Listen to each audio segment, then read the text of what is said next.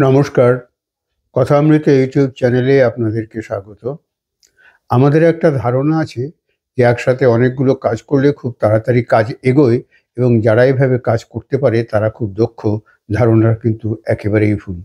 আমি মাল্টিটাস্কিং এর কথা বলছি। অনেকে আছে একসাথে অনেকগুলো কাজ করতে চান। যেমন ধরুন কেউ রান্না করছে, তার উনুনে কিছু চাপানো আছে। তিনি সবজি কাটছেন এবং একই সঙ্গে তিনি গান শুনছেন। অথবা কেউ খবরের কাগজ পড়ছেন, চা খাচ্ছেন এবং তিনি ভাবছেন একটু পরেই গিজারের সুইচটা তিনি অফ করে দেবেন। এই যে ৩ টে কাজ একসাথে করতে গিয়ে দেখা যাবে যে কোনো একটা বিপত্তি ঘটতে পারে, বড় রকমের দুর্ঘটনা ঘটতে পারে এবং যেকোনো জায়গায় একটা কাজের কিন্তু ঘাটতি থেকে যেতে পারে।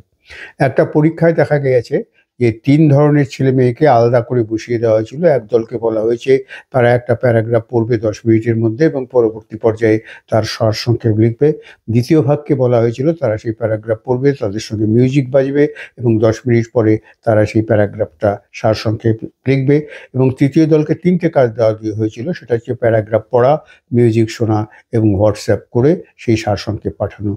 দেখা গেল যারা প্রথম দল শুধু পড়েছে এবং লিখেছে তাদের সেই লেখাটা অত্যন্ত গুণমান সম্পন্ন হয়েছে। দ্বিতীয় দলে যারা ছিল অর্থাৎ মিউজিক এবং সেই সঙ্গে পড়া, তাদেরটা ততটা গুণমান সম্পন্ন হয়নি, মাঝারি গোছের বা তার থেকে নিচু স্তরের।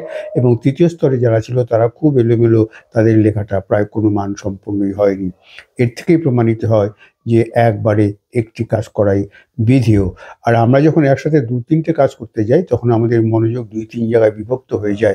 ফলে কোনো কাজটাই সঠিকভাবে তার গুণমান প্রাপ্ত হয় না। সেই জন্য একটি সময়ে একটি কাজ করাই কিন্তু বিধেয়। আমরা অনেক সময় তাড়াতাড়ি করতে গিয়ে কিন্তু একসাথে ২টো বা ৩টে কাজও করতে চাই। এটা না করলেই ভালো।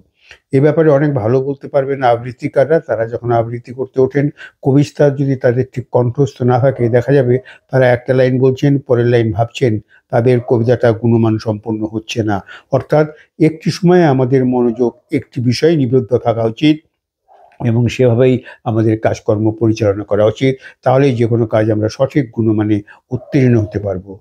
এভাবেই একটি সময়ে একটি কাজ করুন, মাল্টিটাস্কিং নয়। ভালো থাকবেন, ভালো রাখবেন। ধন্যবাদ, নমস্কার।